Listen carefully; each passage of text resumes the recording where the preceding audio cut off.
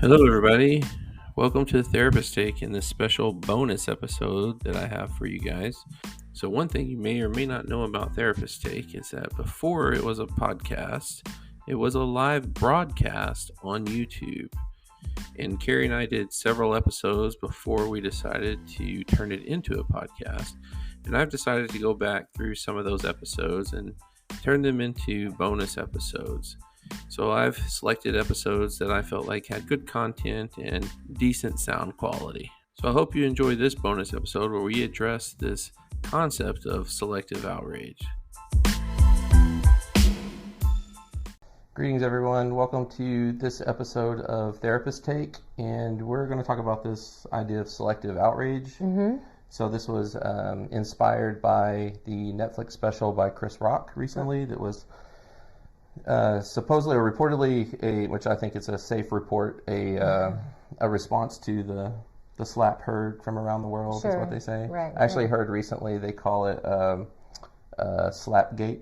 Oh, okay. Yeah, so I haven't heard that one. if you got any other clever names for it, that'd be great. Those are always fun to do. But the concept really intrigued me in general when I heard the name of it, and I was like, ooh, I want to hear more about this. Of course, I had an idea of what it was going to be about, but of course, hearing Chris Rock's take on it really has that comedic feel to it, and he's definitely, in my opinion, a response to what happened. So, but we're going to talk about 4 different things, and so we'll tell you what those are real quickly, and then we'll dive right into it. Okay. So the first thing is we're just going to talk about the question of what is selective outrage. And then we're going to move into, is it ever okay to have selective outrage? And then we're going to talk probably more so about the importance of critical thinking. That's an important piece of that. And the second and third one kind of go hand in hand. And then lastly, we're just going to do a book review on Will Smith's book that came out before the slap heard from around the world, and talk about that book a little bit. So that's what we're going to do. Okay. So let's get started. All right. So in talking about, well, when you hear the term selective outrage, what immediately comes to mind? Our political landscape. Oh, I agree. Yeah. Yeah. And just the different things that people get bent out of shape about, and then something else is seemingly similar. Right. They're not outraged about, right? Right. Which is the point of Chris Rock, and so I mean his special, and that's actually one of the examples he uses, which is funny on the surface of it. He says that some people will be playing Michael Jackson and jamming along to Michael Jackson, but they become activists if you put R. Kelly on, and he's like, it's the same thing, And so, but the question is it the same thing, Right. And on the surface, it does kind of look like that it's the same thing. Why would you be all bent out of shape about R. Kelly, but you are okay with listening to Michael Jackson? Right. So we're going to dive into that a little bit later. Yeah. So what, do you have anything that comes to? I know we kind of try to avoid diving on political specifics or anything, but just any kind of dichotomy that comes to mind when you think of selective outrage. I think that some things just come to mind is the idea of protecting the planet. I know that of course I want this place to be safe and all that kind of stuff, but I hate paper straws. Yeah. I hate them. They disintegrate in my mouth. I don't like them. And so, it's kind of that idea of trying to be thoughtful and mindful of waste, etc., but I choose a plastic straw. Yeah. Right? Only because of my comfort, but I'm furious when they talk about them in the ocean. Yeah, or you see one stuck up a turtle's nose or something. Right, yeah. Sure. Right, that's a really good example. And I think it also brings up the point that we all do it. Right. That's the other hard piece. So in some sense, we could say Chris Rock is having selective outrage over selective outrage. Yeah, because, sure. He has had selective outrage somewhere in his life at some point in time, right? Right. And so, but the environment, that's a really good one, because I think a lot of people, even people that aren't gung-ho about it still often will be mindful about certain things. Right. But there are usually certain things that we're passionate about. And I think that's really the key. Like, we're passionate about something, but we can't be passionate about everything. Right. And my wife and I have had this conversation too, like when it comes to what you're choosing to be an activist on, right. like you represent. It's like, right.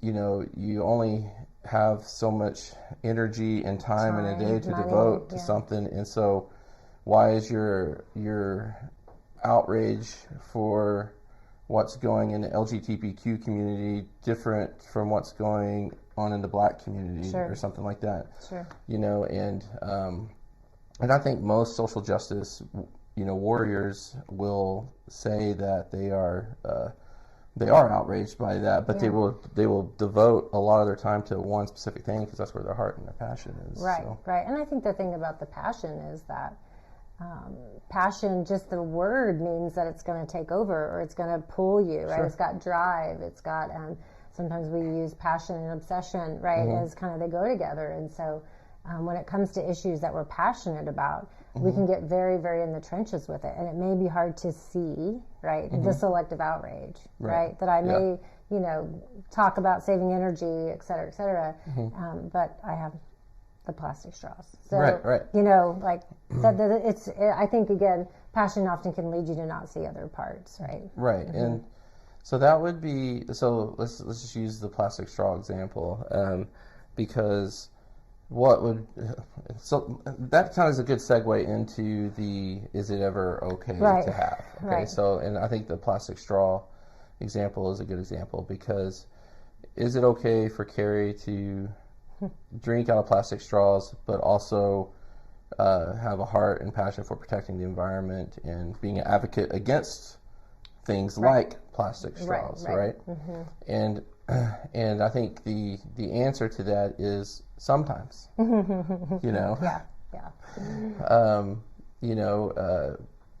if and I think another piece to that too is what your outrage looks like. Yes, too, right? Absolutely. Like if you're blasting people all over the internet about using plastic straws, and next thing you know, here's a picture of Carrie drinking out of a plastic straw. It's like that does seem a little bit hypocritical.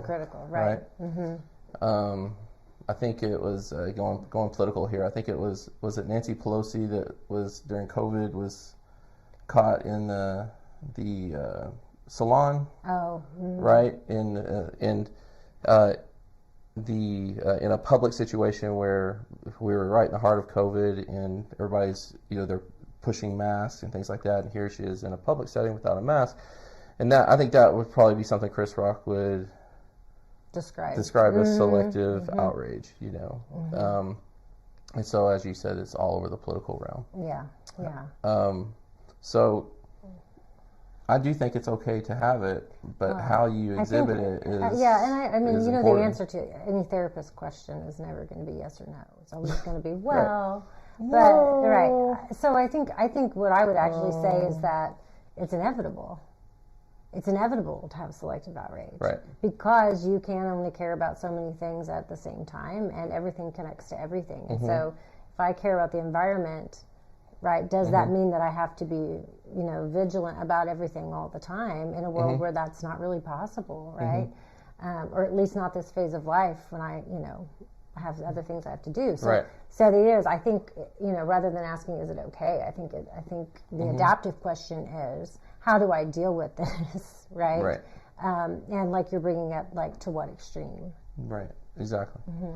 So kind of along those lines, is there a situation where, it's, or what does it look like when it's not okay? And I think a good example that is going to hit home for all of us is the school shootings. Right. We just had a school shooting in Nashville. Everybody, in my opinion, every American citizen should be, or even American, even if you're not a citizen in America, if you live in America, you should be outraged by school shootings or mass shootings. Now, what the solution is to that can be different from person to person. Sure. But what we can all agree on is that it's horrific. It needs to stop, and we probably need to be pushing to move toward a solution for it. And so that's a whole other discussion we can have. But that'd be an example where if you're if you're not outraged by that, then you're not paying attention, or you're checking out, disassociating or something. Right. But that'd be a situation where I'd say, selective outrage is definitely not okay. Right. That whole idea too, if you stand for everything, you stand for nothing, really points out the extremes you're illustrating here. If you're not aware of the danger of mass shootings, then you're just kind of checked out. Exactly. Yeah. Exactly. And so as we're talking about it, this is, I think, where the importance of critical thinking comes in. Right. So that's our third topic, and so it really kind of goes right along with it's this. I think it really answers the question of, is it okay or not okay? Well, maybe, and that's where critical thinking comes in, and the importance of it. And to be honest with you, therapists are really trained critical thinkers. Absolutely. Really, and so our job is to not only be trained critical thinkers, but also to help our clients learn, navigate their issues through the art of critical thinking. Absolutely. It's just one way of doing it. Right, Therapy. Sure. And so, to answer the question, is it right or is it wrong or is it ever okay? I think you really got to have the ability, or at least the desire, to critically think the issue, and it's hard. It is hard. Not just on an intellectual level, but just on an emotional level too. Because then, if for example you're I'm a big proponent of supporting the health of the environment and paying attention to the earth and what we're doing to it. And then while you're talking, you're drinking out of a plastic straw and a styrofoam cup, and someone says, well, what about your plastic straw and styrofoam cup? And you're like, oh, that's different, right? That's to me always the telltale sign of someone who hasn't really thought through it. They're like, oh, that's different, because but that's about it. Yeah. And then we pivot to something else. Yeah. And I think the critical thinking is challenging emotionally and psychologically, because you're probably not going to arrive at a clear conclusion or at a clearly peaceful place. You're going to have to acknowledge that critically thinking about this may actually mean that I'm just uncomfortable. My conclusion is uncomfortable. Yeah. I care about the environment, and sometimes I use plastic straws. Yeah.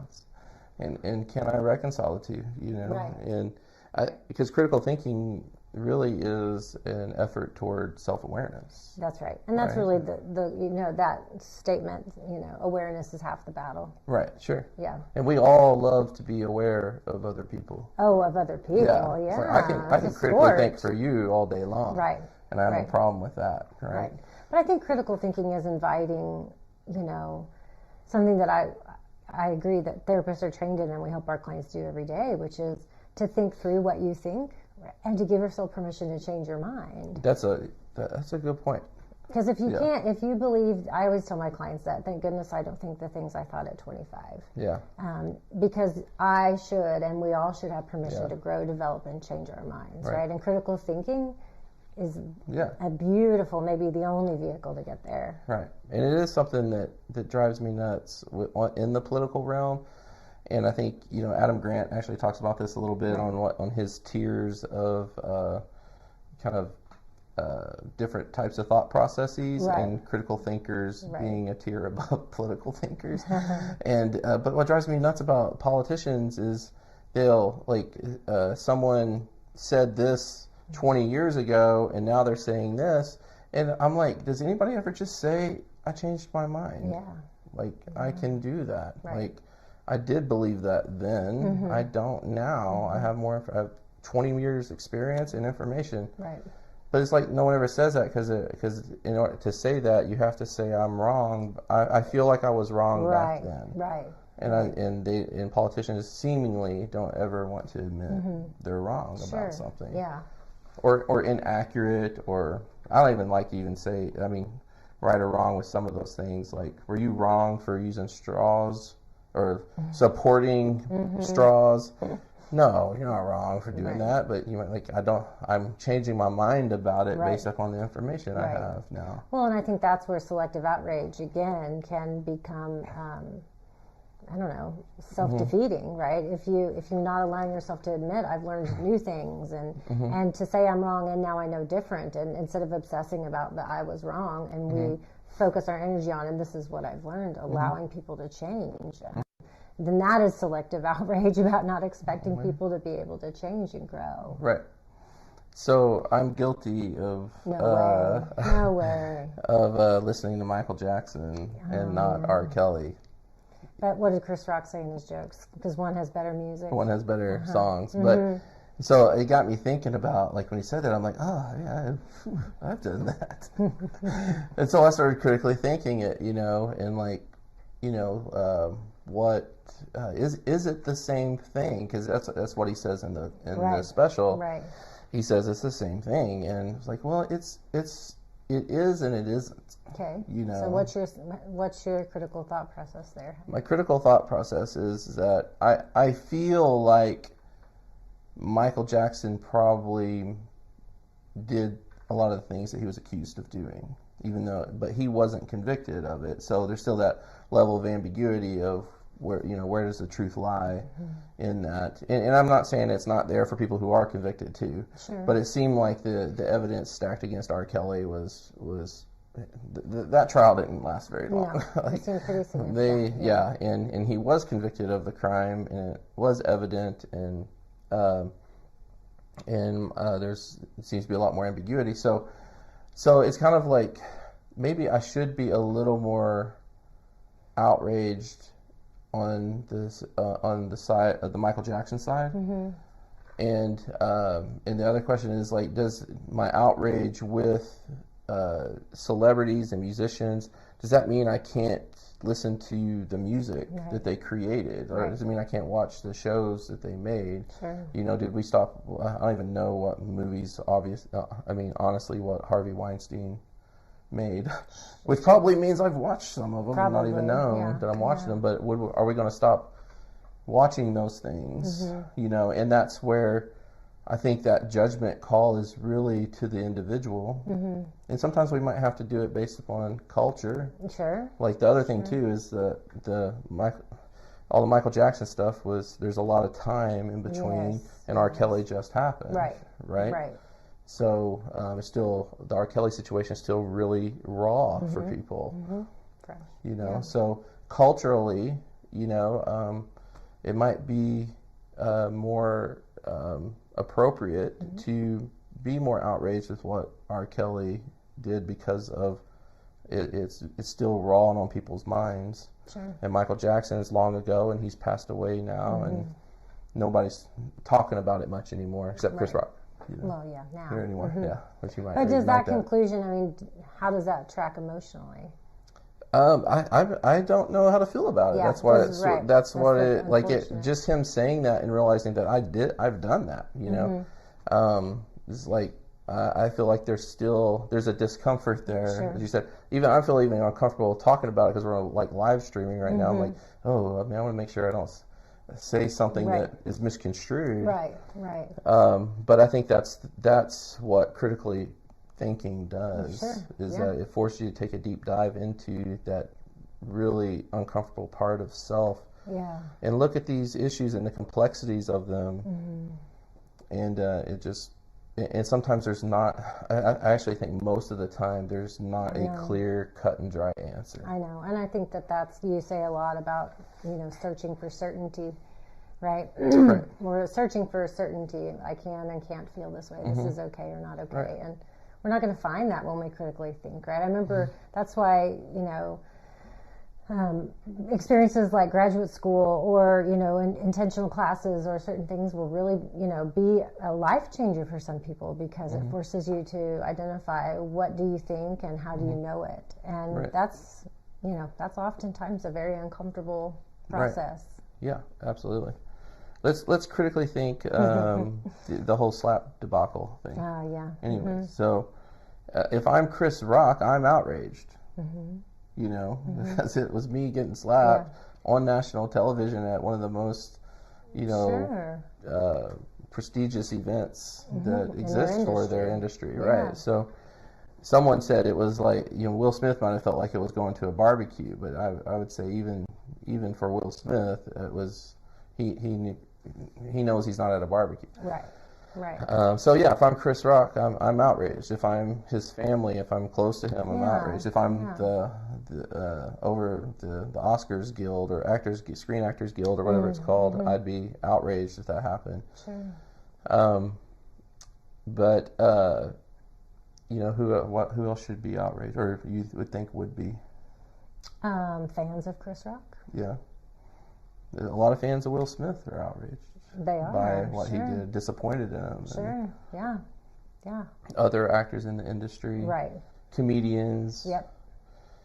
So the harder question, I think, is it okay to not be outraged? I know. By what Will Smith did. I know. And I go back to the first answer we gave earlier, which is maybe. You know, I think you just need to be able to have an argument for why. Right. And so, and outrage is a continuum, right? Yeah, Let's establish that. It's not like you just, there are different levels of being outraged, I would say. That's why I think extreme levels of outrage are more so reserved for things like school shootings. Like, if you're outraged about what happened with to Chris Rock more so than what happened in Nashville, then something your measuring sticks off there, you know. But I'm not as outraged as a lot of people are. One reason is probably because I'm a huge fan of Will Smith. The other reason is that I read his book. And Carrie knows I'm a huge fan of the book. I was really upset because I'm like, man, can I still recommend this book to people? I know. I think we had that discussion. I know. Like, I was really upset about that. Yeah. And to be honest with you, I haven't recommended it as much because I don't know how people feel about it. Sure. It changes. Yeah. But it goes back to kind of a similar thing with the musicians. It's like, does the information in the book hold of less value because this happened? Right. You know? I know. And I do think that there isn't a good answer to that. Right. I think, again, you should kind of dig around with why are you less outraged, and can you live with that if you're not as outraged as other people because you're a fan of Will Smith? Well, let's talk about that. Okay, all right. So I have the book right here.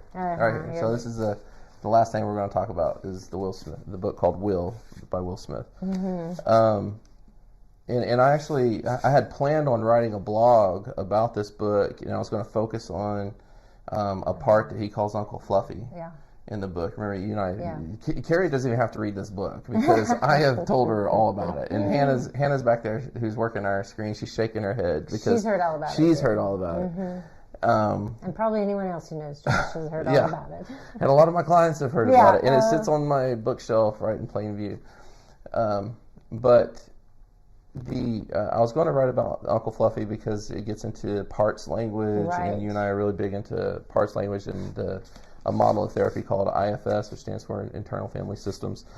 But I decided to write about the general, which is another part, because after the slap, I was like, I felt like that if you read the book, and you have to read the whole book because it's toward the end, where he starts talking about Uncle Fluffy and the general, I think we saw the general, and that's the blog that I ended up writing about. And I think if people read the book, they would probably understand I disagree with most theories about what happened.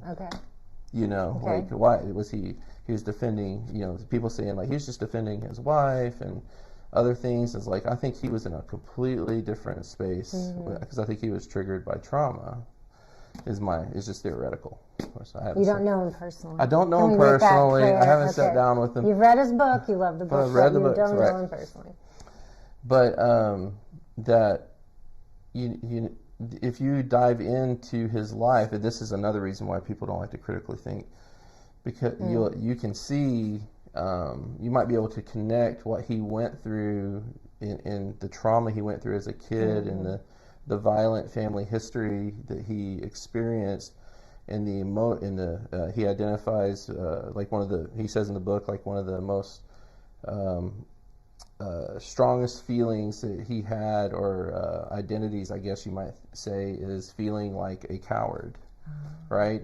And he didn't look like a coward in that moment. No, he didn't. Right, and that basically, he talks about from those traumatic experiences how the Fresh Prince came about, and how all his success came about. And that's where he talks a lot about Uncle Fluffy. But he's like, what always surprised people was he had this kind of stark contrast sometimes, where he's like always this fun, fluffy, bubbly guy, and then all of a sudden he can get really mean and intimidating. And he talks about that in here, and I was like, that seems like that's what happened anyways. We'll let him and his therapist work that out. Hopefully. But it is another reason, other than being a fan of Will Smith, it is a reason why I'm not as outraged. I do stand on the side of Chris Rock, and like, I feel terrible for him in ways that I don't feel bad for Will Smith, But how Chris Rock has had to handle this emotionally, and there's not he could do 1,000 specials, and it's not going to take away that moment for him in his life. Right. So there is some outrage there. Not enough for me to I'm actually hoping he'll write a sequel so we can understand what happened. But I'll still watch his movies and partake in his art. Okay. I still haven't watched Emancipation, but I probably will eventually. That's his latest movie, just in case you didn't know. Okay, yeah. Carrie probably doesn't know. I did know, but thank you. You did? Thanks for clarity. Yeah, I haven't seen it, but yeah. But anyways. Well, you've done a good book synopsis and somewhat of a therapeutic analysis. I feel like you're going, okay, how many times have I heard this? No. But I think that what you're saying is, if you can critically think and understand even where people are coming from, that maybe it'll make you see things differently, which is what we do all day long, right? Right. Is ask people, what do you think is going on? What else could be going on? Where could things be coming from? And that is critical thinking. And I think, though, to clarify, understanding doesn't give you permission, right? It doesn't make it okay. That's a good point. I think that is one thing that also makes it hard for people to critically think an issue. Yeah. Because if I dive into, it's just a lot easier to judge you for drinking out of straws. Sure. Out of plastic straws. Yep. That's easier to do than to say, well, what is it? How do you justify that in your mind, and to kind of hear your argument on how you reconcile that and make you a human being in it all is just more difficult, because when you start doing that, it makes me start doing that. Right. Just like Chris Rock just saying that about Michael Jackson and R. Kelly, it just immediately made me go, and I don't like that feeling. Yeah. Right? Yeah. We don't like feeling contradictory. Human beings really tend to. That's why we do all the kind of psychological and emotional things that we do to try and make complex issues simple. Right. But compassion and understanding, I actually think it may not give you clarity as far as feeling completely comfortable, but I think it gives you wisdom. Right. And so to think about what was going on for Will Smith when that happened, I still think that gives you wisdom. It doesn't permit what happened, right? It doesn't make bullying okay if you understand what the bully is going through, right? I think it actually probably helps us deal with bullies, right? Exactly. So, and I think comedians I think a lot of them are great critical thinkers, and that whole special he illustrates. Of course, this is him firing back at Will Smith, but he does use examples from Will Smith's life and the life things going on in their family, and kind of pointing out, like, all this stuff is happening, and yet he's the one that gets slapped on national television. Like, it doesn't make any sense, and so he would call that selective outrage, right? Yeah. But again, what would be hard, and I don't think Chris Rock owes it to Will Smith to take a deep dive into Will Smith's life to try to develop that compassion for him. Make peace, no. That's the choice he gets to make. But exactly, and we all get to make. That's right. But I think that also is circumstantial, based upon that didn't happen to me, and so it's a little easier for me to take a dive Love his into book. Will Smith's life to try to understand what happened in that moment, where Chris Rock is going to care less because he's the victim in that situation, right? So, right, yeah. So that's a good point. I appreciate you saying that. Sure. I think that's all. I think we're leaving you with unclear feelings and guidance, which is exactly. I feel much more vulnerable. Mm-hmm. Do you ever be like, we critically think all day long, I just sometimes don't want to? Absolutely. I think that people in my life hear me say things like, I'm done, I'm not engaging anymore. But you're a therapist. That's one of the worst things, by the way. I hate hearing like friends and family say, like, you're a therapist, you should know this. I'm like, I don't want to be a therapist right now. I just want to be like you guys. I'm at work, but I'm not at work. Yeah. Mm-hmm. Yeah. All right. Okay. Well, we appreciate you guys doing that, sitting through that. You helped Josh really talk through some things. Helped me work through my Will Smith issues, because I was like, oh man, upset. Come on, man. You just wanted to feel sympathy about him. That was the first thought I had. Was like, come on. I know. For real? I just referred your book like to 30 people. I have to call people up being like, my bad. Like, don't turn on the news right now. Finish the book. Finish the book, then turn the news on. Right? I'm like, oh no. Okay. Well, I thought it was a good topic though, because I do think we're experiencing selective outrage in a lot of, mainly in the political world. I think it's inevitable. And again, I think understanding that we're all walking around a little bit hypocritical makes us at least softer and more willing to be probably more compassionate to other people. Yeah. And to be honest with you, I think what makes people not hypocritical is when you are willing to see the inconsistencies or incongruencies in your life. Mm-hmm. So like someone could say you're hypocritical, but if you're like, well, I'm actually interested in that. I think that immediately offsets that, because hypocrites aren't interested in changing in changing or hearing perspective and things. And so most of the time when we say you're hypocritical, people are just being people, really. Sure. And they're not really hypocrites, but there definitely are some, for sure. Sure. And we will go without naming them, because we can all think of them in our minds. Right? Sure. Everyone's got an image right now in their head. Right. Don't comment on it. Don't either. We won't either. Yeah. All right. Well, thank you guys for watching, and we'll see you next time. Thank you. Well, there you have it. I hope you enjoyed this bonus episode of Therapist Take. Don't forget to check out the show notes and all the links that we provided there. And wherever you're listening to this podcast, please take a moment to give us that 5-star review. Thanks for your support.